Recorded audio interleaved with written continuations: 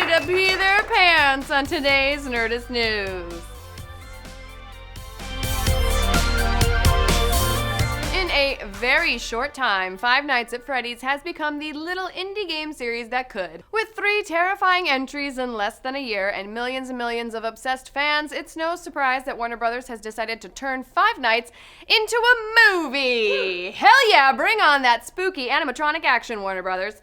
But how do you make a film out of a game set in a single room? As you probably know, the Five Nights franchise takes place inside Freddy Fazbear's Pizza, a creepy Chuck E. Cheese knockoff with some seriously nasty-looking animatronic animals. You play as a security guard who monitors the place overnight. However, once night falls, the animatronics roam free and will shove you into one of the spare Freddy suits, crushing you to death. It's simple, it's scary, it's fun. But how is that a movie? Well, outside of the easy slasher flick setup, there's actually a highly disturbing backstory hidden within the game. The gist is, once upon a time, a man dressed up as Freddy Fazbear and murdered 5 children at the restaurant, allegedly hiding their bodies inside the animatronic suits.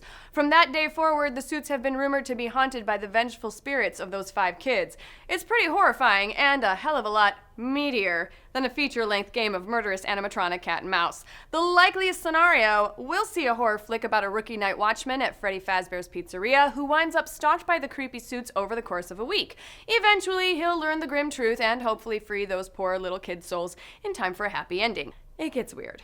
Warner Brothers is making a great call here, choosing to adapt an indie game. Yeah, video game movies are typically terrible, but maybe that's just because we're adapting the wrong ones. Indie games are usually more artistic endeavors to begin with and are, often enough, driven by emotional, rich narratives. Adapting Five Nights at Freddy's opens the door to some great possibility for games with excellent stories like Gone Home, Papers, Please, and The Stanley Parable. Oh my god. Please let Terry Gilliam direct The Stanley Parable. It's already basically Brazil with unlockable achievements, so let's just make that happen, okay? But what do you guys think? Will Five Nights at Freddy's make a good movie? Who should direct it? What other indie games would make good movies? Let's discuss over at Nerdist.com.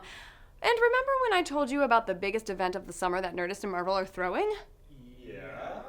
You know, the one where you and a theater full of MCU-loving crazy fanboys and girls watch all the Marvel movies starting with Iron Man and then ending with an early screening of Age of Ultron? Yeah. The ultimate Marvel marathon, you guys! Yeah. That's right. Well, I'm giving away a pair of tickets for the Los Angeles event, and all you have to do is head over to Nerdist.com, set up a quick profile, and leave a comment in the episode post with your favorite Marvel movie today or tomorrow. It's like the easiest thing ever. And we'll announce the winner on Monday, so do it!